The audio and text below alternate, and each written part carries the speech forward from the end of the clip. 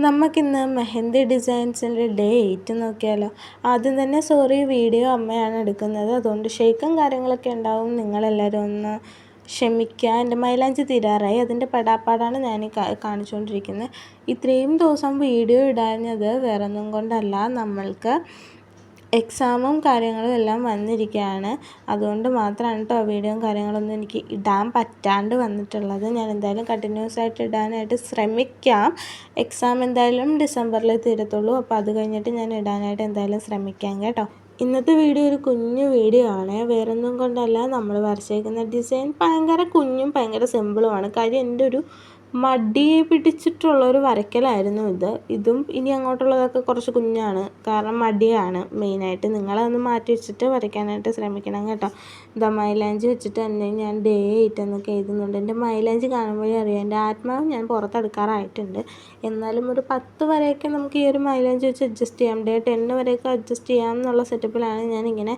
അപ്പോൾ ഈ ഒരു കാര്യത്തിനും കൂടെ ഞാൻ നിങ്ങളുടെ അടുത്ത് എല്ലാവരുടെ അടുത്തും ക്ഷമ ചോദിക്കുകയാണ്. എന്തായാലും നമ്മളുടെ വീഡിയോ സ്കിപ്പ് ചെയ്യാണ്ട് മുഴുവനും കാണാം, എന്നാലേ നമ്മുടെ മെഹന്തി ഡിസൈൻസിൻ്റെ ഫൈനൽ റിസൾട്ട് നിങ്ങൾക്ക് എന്താണെന്ന് മനസ്സിലാവത്തുള്ളൂ. ആദ്യം തന്നെ നമ്മൾ ഇതേപോലെ ഒരു വട്ടം വരച്ചു കൊടുക്കുകയാണ് ചെയ്യുന്നത്.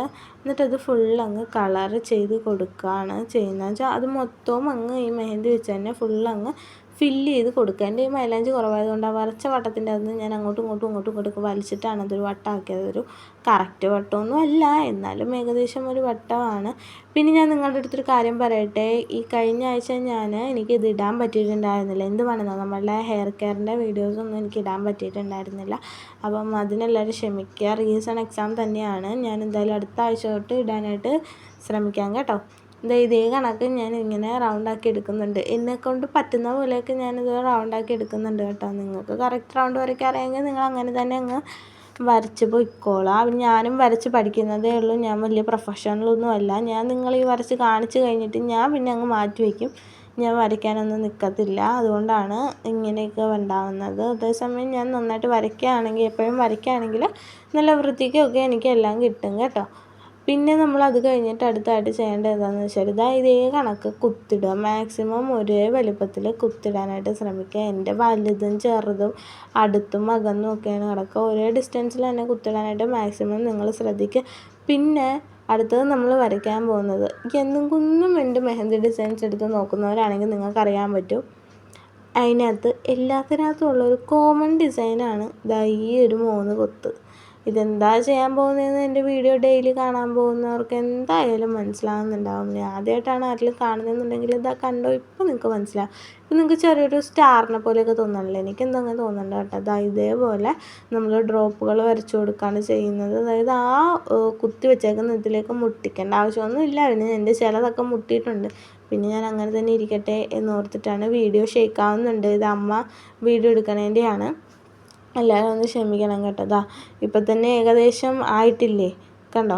ഇതേപോലത്തെ കുഞ്ഞു ഡിസൈനാണ് കേട്ടോ ഇനിയുള്ളത്. കാര്യം എനിക്ക് നല്ല മടിയായതുകൊണ്ടാണ്. അടുത്ത പ്രാവശ്യം തൊട്ട് എന്തായാലും, അടുത്ത പ്രാവശ്യം എന്ന് വെച്ചാൽ ഡേ 10 കഴിഞ്ഞിട്ട് എന്തായാലും ഞാൻ കുറച്ചും വലിയ ഡിസൈനൊക്കെ വരയ്ക്കാനായിട്ട് ട്രൈ ചെയ്യാമേ.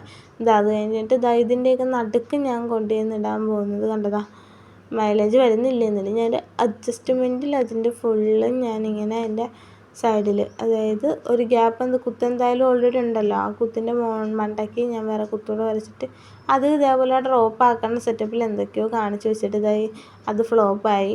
അതുകൊണ്ട് ഞാൻ ഇങ്ങനെ വരച്ച് വെക്കുന്നുണ്ട്. അപ്പോൾ നമ്മുടെ വീഡിയോ സത്യം പറഞ്ഞാൽ ഇത്രയേ ഉള്ളൂ. നമ്മുടെ മെഹന്തി ഡിസൈൻസിൻ്റെ ഫൈനൽ ലുക്കും ഇത് തന്നെയാണ് കേട്ടോ. വേറെ ഒന്നും ചെയ്യുന്നില്ല നമ്മളിതിലേക്ക്. കാരണം മടി പിടിച്ചിട്ടുള്ളൊരു ദിവസമായിരുന്നു ഇന്ന്. ഇത് വരച്ച അതേ ദിവസം തന്നെയാണ് ഞാൻ 9ഉം 10ഉം ഒക്കെ വരച്ചിട്ടുള്ളത്. അപ്പോൾ അതൊക്കെ നിങ്ങളൊന്ന് അഡ്ജസ്റ്റ് ചെയ്ത് ക്ഷമിക്കുക കേട്ടോ. നമ്മുടെ വീഡിയോ ഇത്രയേ ഉള്ളൂ. അടുത്ത വീഡിയോ ആയിട്ട് വീണ്ടും വരെ. ഇഷ്ടപ്പെട്ട ലൈക്ക് ചെയ്യുക, സബ്സ്ക്രൈബ് ചെയ്യുക. അപ്പോൾ ഓക്കെ, ബൈ.